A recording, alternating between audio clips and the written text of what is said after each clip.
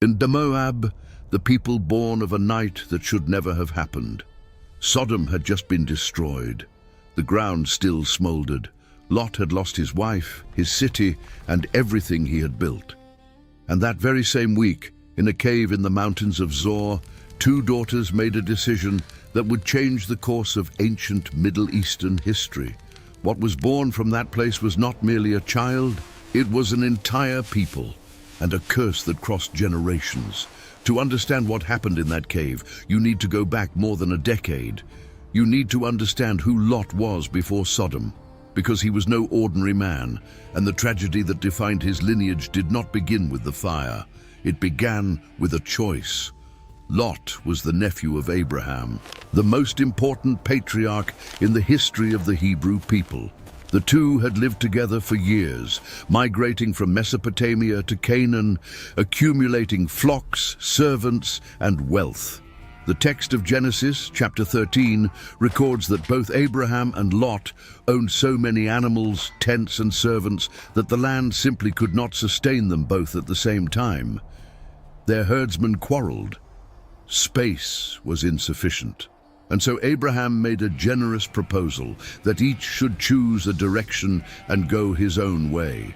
Abraham gave Lot the right to choose first, and Lot looked at the plain of the Jordan, a region the text describes as a well-watered garden, comparing it to Egypt itself in fertility, and pointed in that direction.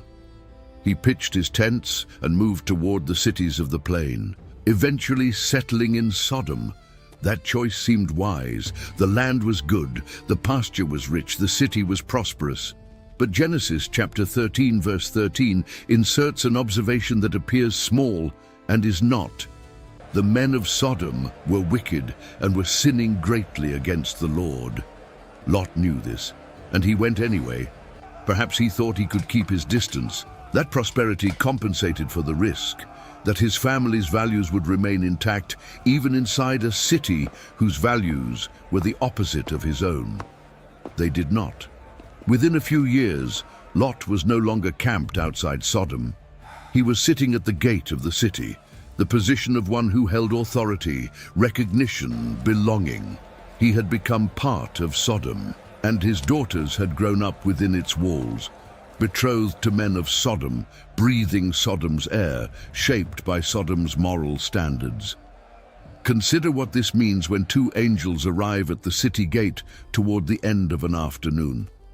The account in Genesis 19 is one of the most disturbing in the entire Old Testament. Lot recognizes the visitors, or recognizes something in them, and receives them with urgency into his house, insisting that they not spend the night in the public square. The reason became clear shortly afterward, when the men of Sodom surrounded the house demanding that Lot hand over the strangers so they could be violated. The scene reveals the degree of moral decomposition in the city. It was not a fringe group. It was the entire population, from the youngest to the oldest. The angels intervened, struck the crowd with blindness, and instructed Lot with urgency. Take anyone who belongs to you and leave, because we are going to destroy this place. Lot went to wake the fiancés of his daughters, and they laughed at him. They thought he was raving. At dawn, the angels had to literally take Lot by the hand and drag him out. Him and his wife and his two daughters.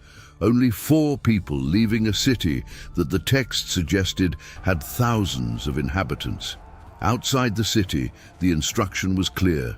Flee to the mountains and do not look back.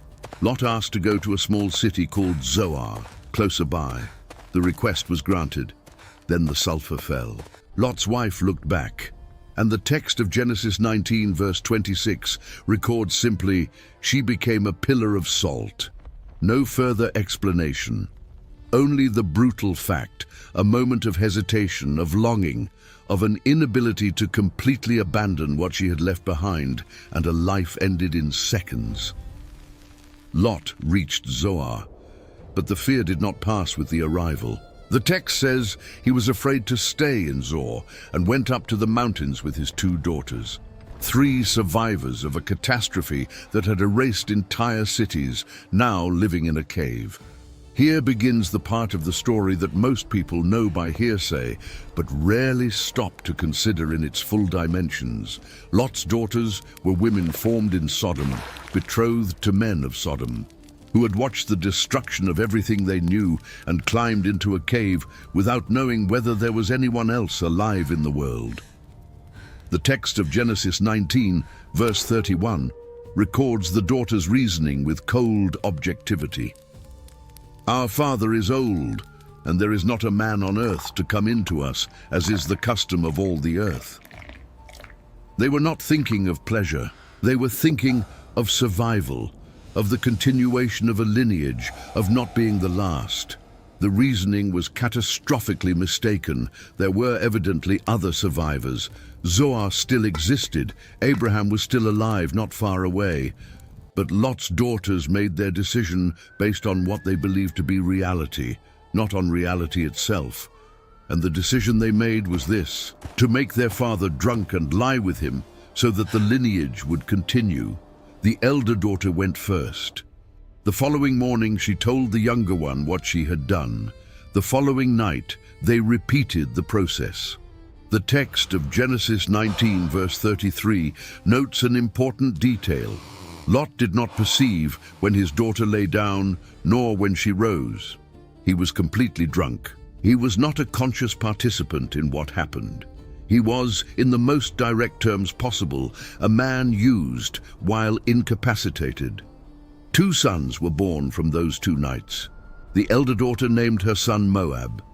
In Hebrew, the name carries an ambiguity that scholars have debated for millennia, but the most recurring interpretation points to something like "from the father" or "from my father," a confession embedded in the name, engraved in the child's identity forever. The younger daughter named her son Ben-Ami, which means "son of my people." Genesis 19 verse 38 records that Ben-Ami became the father of the children of Ammon. The Ammonites, another nation that Israel would encounter throughout centuries of conflict. 2 peoples born from 2 nights in a cave. 2 nations that would carry forever in their blood the mark of their origin. Moab grew up, and his descendants too. The territory inhabited by the Moabites was geographically well defined. It lay east of the Dead Sea, on the plateau corresponding today to the center of modern Jordan. The region was bounded to the north by the Arnon River and to the south by the Zered River, 2 deep valleys that cut through the plateau like natural borders. To the east, the Syrian desert. To the west, the escarpment that descended to the Dead Sea Depression, more than 300 meters below the level of the Mediterranean. The Moabite plateau was surprisingly fertile. It received sufficient rainfall for wheat and barley farming, pastures that sustained large flocks of sheep, and vineyards that produced grapes in abundance. These were not nomads surviving in arid land. They were an established civilization, with cities, cultivated fields, trade routes, and eventually kings. The language spoken by the Moabites was so close to Hebrew that an Israelite and a Moabite could understand each other without an interpreter. The 2 languages belonged to the same Semitic group, with nearly identical vocabulary and grammatical structure. This linguistic closeness was no coincidence. It reflected the closeness of origin. 2 peoples born from the same root, separated by choices made generations before. The god of the Moabites was called Chemosh. He was a warrior deity, severe, demanding absolute devotion.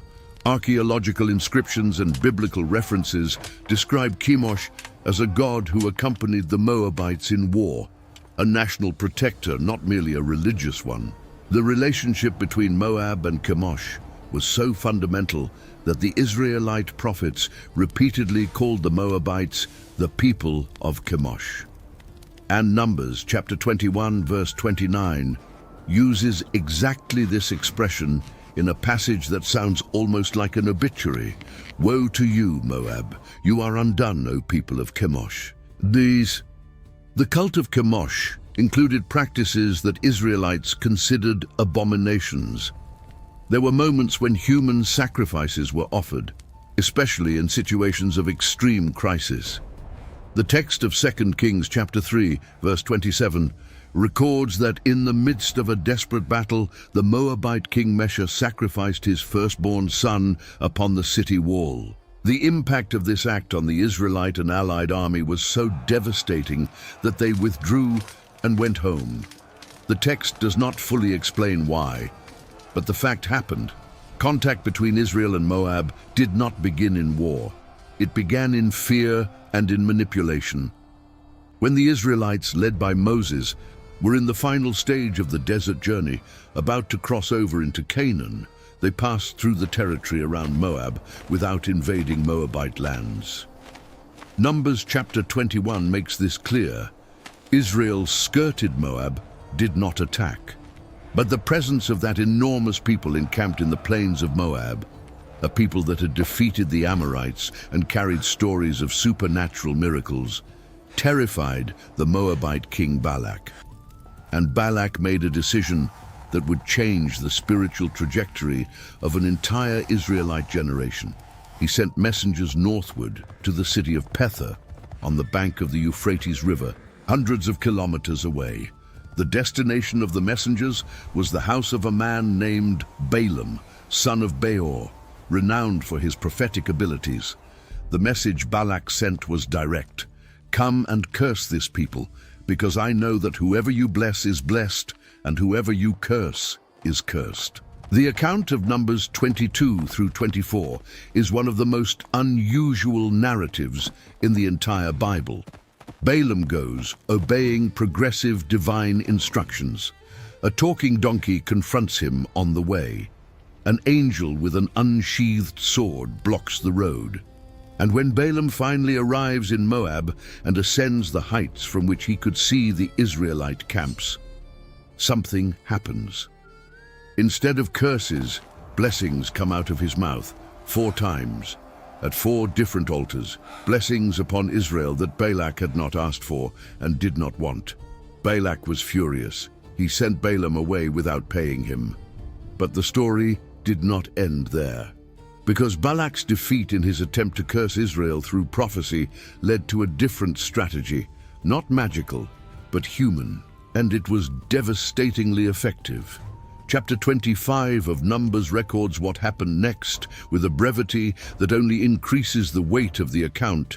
Israel began to play the harlot with the daughters of Moab, who invited the people to the sacrifices of their gods. And the people ate and bowed down to their gods. Israel joined itself to Baal of Peor, and the anger of the Lord was kindled against Israel. 24,000 people died in a plague before the judgment stopped. 24,000. The later text of Numbers chapter 31, verse 16, attributes this strategy of seduction to the counsel of Balaam, the same prophet who had been unable to curse Israel, unable to bring down the people through the supernatural. The approach found was cultural and religious seduction, and it worked on a catastrophic scale. This established the pattern of the relationship between Israel and Moab, a neighboring people, linguistically close, with traceable kinship ties going back to the same patriarch Abraham through Lot, but permanently positioned against the project of Israel. The law of Moses responded with a formal and radical exclusion. Deuteronomy chapter 23, verse 3, established the sentence with surgical precision. An Ammonite or Moabite shall not enter the assembly of the Lord. Even to the 10th generation, none of them shall enter the assembly of the Lord forever. The 10th generation. Calculating a generation as 30 years, this amounts to 300 years of collective exclusion. The text justifies the sentence. They did not come to meet Israel with bread and water when they came out of Egypt. And beyond that, they paid Balaam to curse the people. The law was severe, but it did not operate in a vacuum. It defined the framework within which generations of Israelites understood who the Moabites were and what it meant to have any relationship with them. And then Moab went beyond religious hostility. Moab oppressed Israel.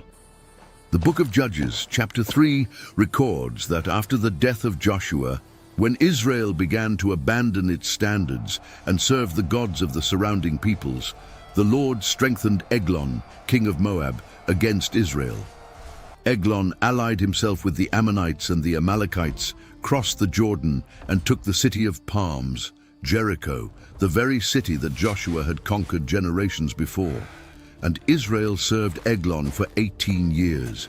18 years of forced tribute, of submission, of resources sent to fill the coffers of a Moabite king, whom the text describes as a very fat man, a detail that seems frivolous until you realize it is the deliberate contrast with the poverty of the people who sustained him.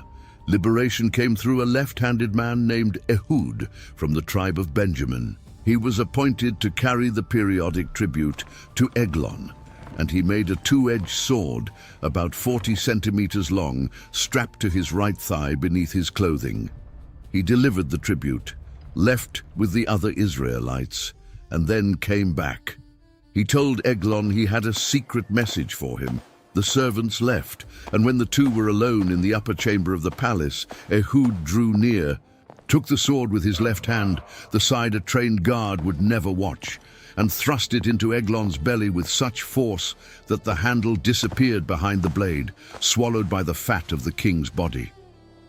Eglon died without making a sound.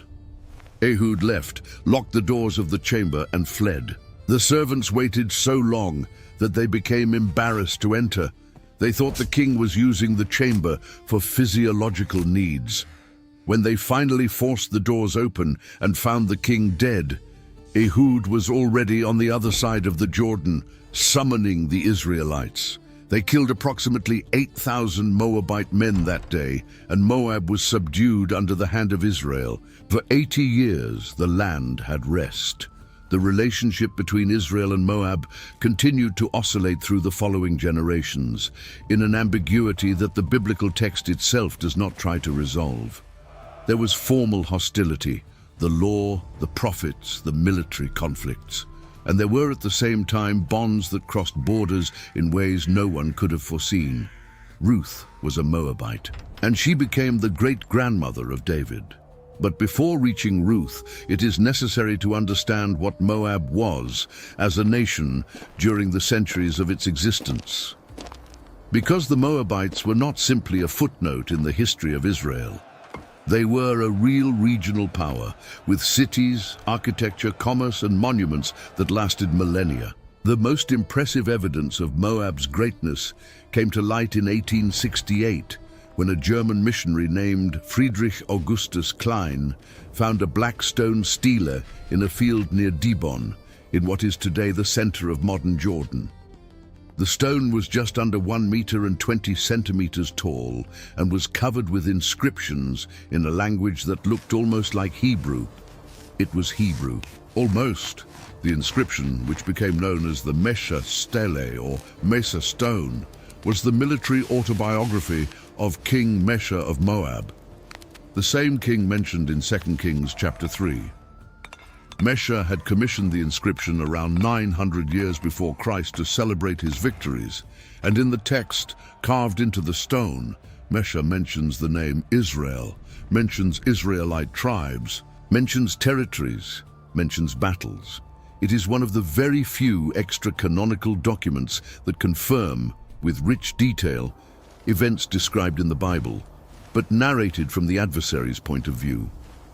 In the inscription, Mesha describes how Omri, king of Israel, had humiliated Moab for many years, and how he, Mesha, had finally rebuilt Moabite independence with the help of Chemosh. He mentions the capture of cities, the relocation of populations, the construction of monuments. It is a record of national pride, of collective identity, of a people that understood itself as the protagonist of its own story, not as a supporting character in the story of Israel. The Mesha Stele is today in the Louvre Museum in Paris, one of the most important inscriptions ever discovered in the ancient Middle East, a silent testimony that Moab was not merely a theological concept in the biblical narrative, it was a civilization.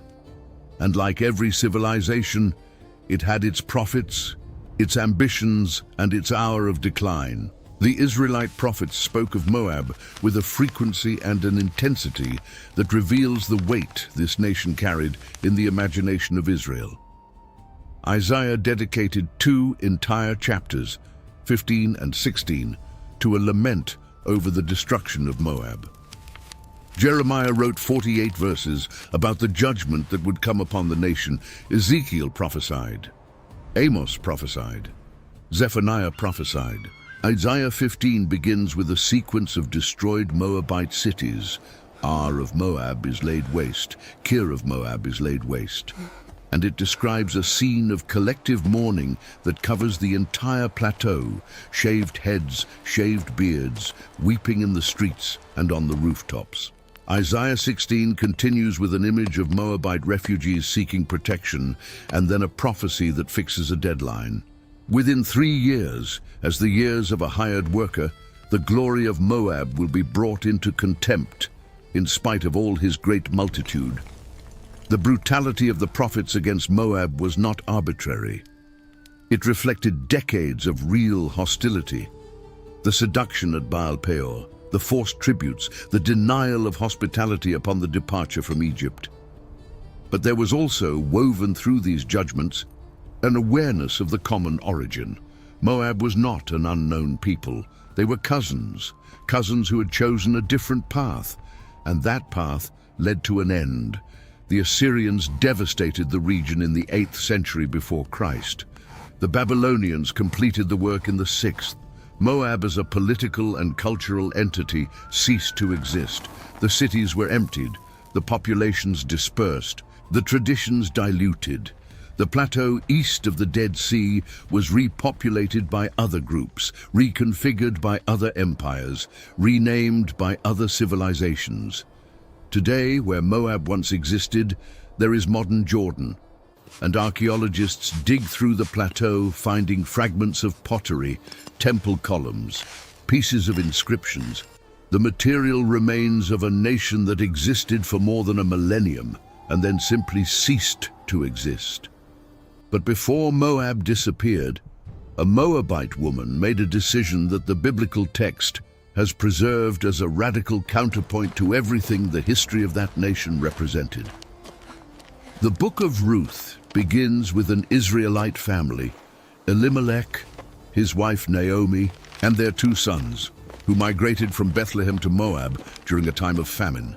The 2 sons married Moabite women, Orpah and Ruth. And then, in a few verses, all 3 men died. Elimelech, 1 son, the other son. Naomi was left alone in a foreign land with 2 Moabite daughters-in-law, and she decided to return to Bethlehem. She told her daughters-in-law to return to their father's houses, to their own peoples, to their own gods, that she had nothing more to offer them. Orpah wept, embraced Naomi, and turned back. Ruth stayed. What she said in that moment entered world literature as one of the most well-known declarations of loyalty that exists. Ruth chapter 1, verses 16 and 17. Do not urge me to leave you or to return from following you. For where you go, I will go, and where you lodge, I will lodge. Your people shall be my people, and your God my God. Where you die, I will die, and there will I be buried. A Moabite woman from a people that the law excluded from the assembly of the Lord for 10 generations, voluntarily declaring that the God of Israel would be her God, without being asked, without being pressured, with Naomi actively encouraging her to leave. Ruth chose. What happened next is narrated in 4 chapters that function as a quiet narrative response to centuries of hostility. Ruth arrived in Bethlehem with Naomi at the beginning of the barley harvest. She went to glean in the fields, a practice that Israelite law guaranteed as the right of the poor and of foreigners. The fields where she went to glean belonged to Boaz, a relative of Elimelech, a man of standing and character. Boaz noticed her. He asked who that young woman was. And when he learned she was the Moabite who had come back with Naomi from Moab, who had left father, mother, and native land to come to a people that was not her own, the text records that Boaz was impressed. He said to Ruth that he had heard of what she had done, and he used the same word that Abraham had received when he left his land many centuries before, that the Lord would repay her for what she had done. Boaz was a close enough relative to exercise the role of redeemer. In Hebrew, goel, which Israelite law defined as the family member who had the right and responsibility to redeem the situation of a childless widow. The legal process described in Ruth chapter 4, where Boaz goes to the city gate and formalizes the redemption before witnesses, is one of the most detailed descriptions of legal procedure that exists in the Old Testament. Every step followed, every formality observed. Ruth and Boaz married. She became pregnant. She gave birth to a son named Obed. Obed was the father of Jesse. Jesse was the father of David, the king who unified Israel, who conquered Jerusalem, who was called a man after God's own heart, had in his blood the lineage of Moab, had in his blood the decision of a night in a cave, had in his blood the name that means from the Father, and had in his blood the choice of a woman who had crossed a border that no one expected her to cross. The book of Ruth closes with a genealogy of 10 names. 10 generations, exactly the number that Deuteronomy chapter 23 had established as the term of exclusion. Coincidence? The text does not explain, but those who know the Old Testament in depth recognize the number and understand what it implies. There is a question that the history of the Moabites leaves hanging in the air. How far does a person's responsibility extend for the circumstances into which they were born? The Moabites did not choose their origin. Lot did not choose what his daughters did in that cave. A decision made on a night of despair, based on a mistaken perception of the world. By women who had grown up in a city of inverted values, that decision generated an entire nation, and the nation carried forever the weight of that moment. The shadow of that cave pursued a people for centuries, in the laws that excluded them, in the prophets who condemned them, in the way every Israelite taught in the Torah learned to regard a Moabite. It was an identity marker impossible to erase, inscribed in the name of the founder, engraved in the legal code of the neighboring nation. And yet, the same text that records the exclusion records Ruth. The same code that established 10 generations of barrier allowed the law of redemption to function beyond ethnic boundaries. The same narrative that begins in a cave ends in a royal genealogy. The history of the Moabites is not simple. It is not only shame, not only rejection, not only curse. It is the portrait of how a people carried the weight of an origin they did not ask for, and of how sometimes a single person who crosses the right border, who speaks the right words, who chooses with loyalty in a moment when no one is watching, is enough to change what seemed absolutely irreversible. Moab began with a night that should never have happened, and it produced, in the end, a woman whose story has been read for more than 2,500 years as an example of loyalty and courage. The weight of origin was there. The choice was also, and it was the choice that remained.